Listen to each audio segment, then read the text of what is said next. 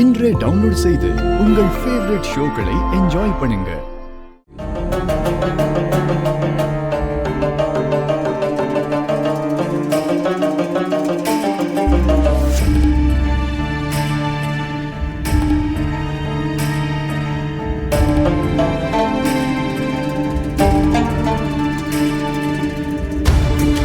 என்ன எல்லாரும் ஒரு மாதிரியா இருக்கீங்க?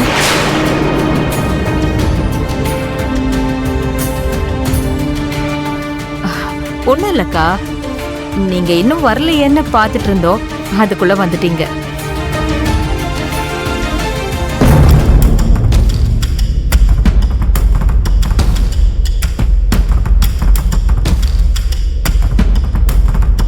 Mitra, what happen? சாப்பிடாம என்ன யோசிச்சுட்டு இருக்க? Nothing mom. நீ எதை பத்தி யோசிச்சுட்டு இருக்கேன்னு எனக்கு தெரியும். யோசிக்கிறத விட்டுட்டு சாப்பிடறதுல கவனம் செலுத்து. சாப்பிடு.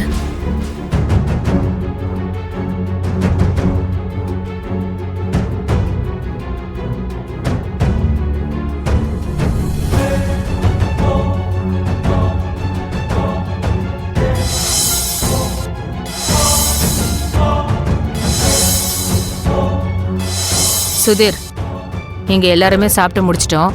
அந்த மேடத்தை கூப்பிட்டு சாப்பாடு போடு. சரிங்க மேடம்.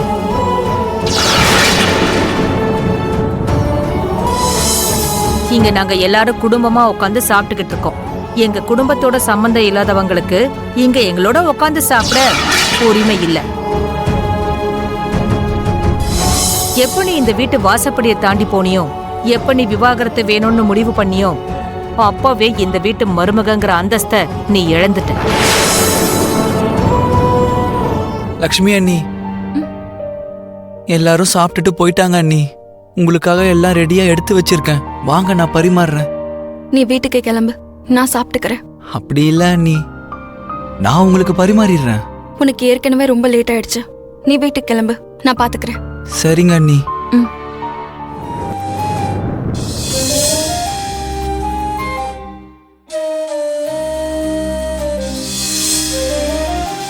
பாட்டிமா, டின்னருக்கெல்லாம் ரெடி பண்ணி வச்சிட்டேன், வாங்க. எனக்கு இப்ப சுத்தமா பசிக்கலடா. சார், நீங்க விவேக் அண்ணா, நீங்களாவது வாங்க. எனக்கும் பசிக்கல சுதீர். நீங்க ஏன் பசிக்கலன்னு சொல்றீங்கன்னு எனக்கு புரியுது. தயவு செஞ்சு என்ன பத்தி யோசிக்காதீங்க. நீ என்ன வேணாலும் சொல்லு லட்சுமி, நீ சாப்பிடுற வரைக்கும் நாங்க சாப்பிட மாட்டோம்.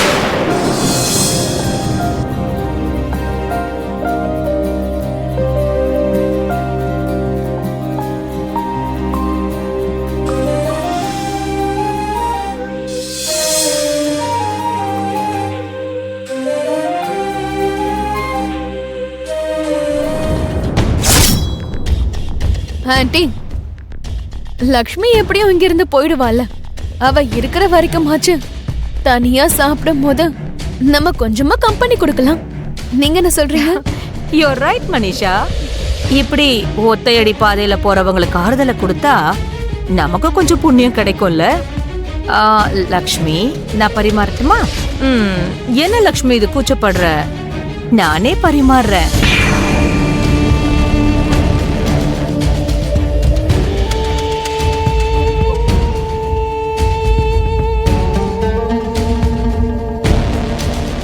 What is this aunty?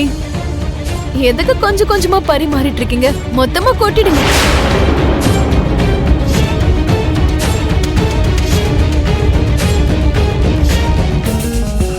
ஐயோ லக்ஷ்மி, என்ன இது? என் கையால பரிமாறலான்னு பார்த்தா எல்லாமே இப்படி கொட்டி போயிடுச்சு.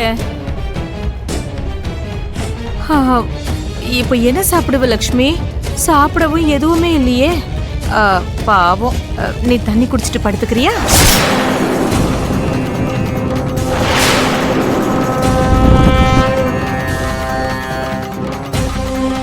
சாப்பாடு பிரம்மனோட இன்னொரு ஸ்வரூபம்னு சொல்லுவாங்க.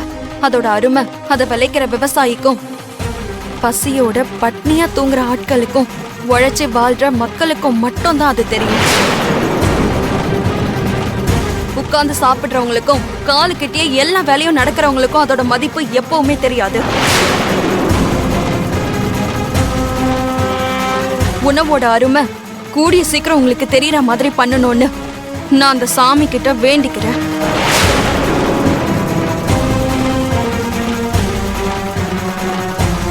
உங்களுக்கு இது வரைக்கும் அதோட மதிப்பு தெரியாம இருந்ததுக்கு மன்னிச்சிட சொல்லி அந்த சாமி கிட்ட நான் வேண்டிக்கிறேன். என்ன லக்ஷ்மி, நான் என்னமோ வேணும்னே கீழே போட்ட மாதிரி பேசுற? நீங்க வேணும்னு பண்ணீங்களா இல்லையான்னு உங்களுக்கும் தெரியும், எனக்கும் தெரியும். நீங்க இப்ப போலாம்.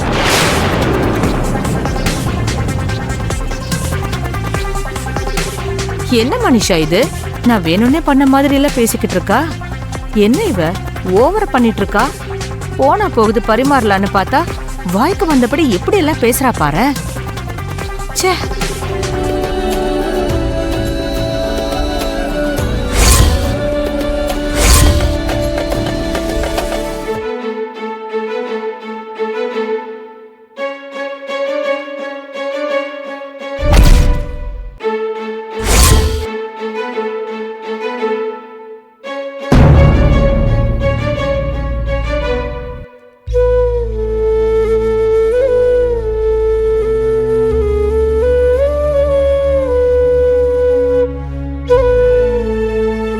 நீ எதுவும் சாப்பிடலன்னு நினைக்கிறேன்.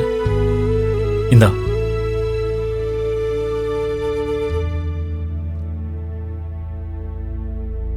நான் உன் மேல அன்பாலையோ இல்ல அக்கறையாலேயோ இதை கொண்டு வந்திருக்கேன்னு நீ நினைக்காத. அப்படியெல்லாம் எதுவும். நீ இப்ப பசியோட இருக்கேன்னு உன்னை கொடுமைப்படுத்துறோன்னு போலீஸ்க்கு இன்ஃபார்ம் பண்ணா மறுபடியும் எங்க குடும்ப மானம் தான் போகும். சிச்சுவேஷன் அது வரைக்கும் போகக்கூடாதுன்னு தான், என் குடும்பம் மற்றவங்க முன்னாடி தலை குனியக்கூடாதுன்னு தான் நான் இந்த ஒரு விஷயத்த பண்ணேன். அவ்வளோதான். என் மேல உங்களுக்கு எந்த அன்பும் இல்லைன்னு உங்க காதலி கழுத்துல தாலி கட்டுறதுக்கு நீங்க கிளம்பி போனப்பவே எனக்கு புரிஞ்சு போச்சு. இப்ப நீங்க அதை தனியா சொல்லி காட்ட வேண்டிய அவசியமே இல்லை. அன்பு இல்லைன்னு நிரூபிக்க வேண்டிய அவசியமும் இல்லை. சரி சரி, அதெல்லாம் ஒரு பக்கம் இருக்கட்டும். முதல்ல சாப்பிடு. ஒரு பக்கம் குண்டூசிய நெஞ்சில குத்திட்டு அந்த காயத்துக்கு மருந்து போடுற மாதிரி இருக்கு நீங்க பண்றது. என்ன ஒரு மூணாவது மனுஷியா நினைச்சு என்னால இந்த குடும்ப கௌரவமே கெட்டு போயிடும்னு சொல்லிக்கிட்டு சாப்பிட சொல்றீங்களே, இத உண்மையிலேயே மனப்பூர்வமா என்னால சாப்பிட முடியும்னு நீங்க நினைக்கிறீங்களா?